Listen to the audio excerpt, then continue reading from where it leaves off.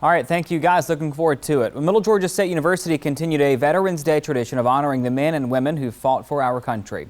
41 NBC's Elizabeth Gutierrez reports.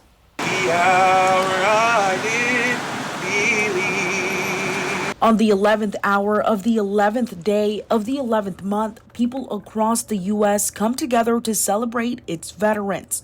For Kevin-Gunerman, Veterans Day means so much more. My father was in the Army, grew up in the Army, saw that I didn't want to be in the Army. I was always going to go into one of the services. As a veteran himself, Gunerman says the ceremony held at Coleman Hill by Middle Georgia State University was special to him. It reminds me of why it's great to serve your country.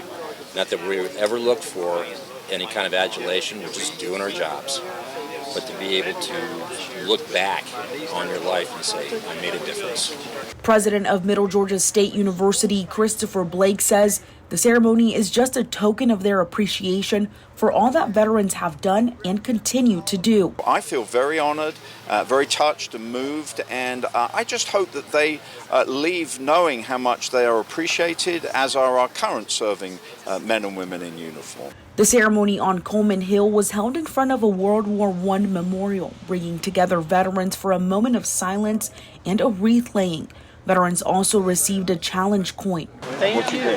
Thank you. Blake hopes the community will take some time to thank a veteran when they see one. The story of our veterans tells us that we can all contribute to service. In Macon, Elizabeth Gutierrez, 41 NBC News. And MGA says it plans to continue to hold that event every year.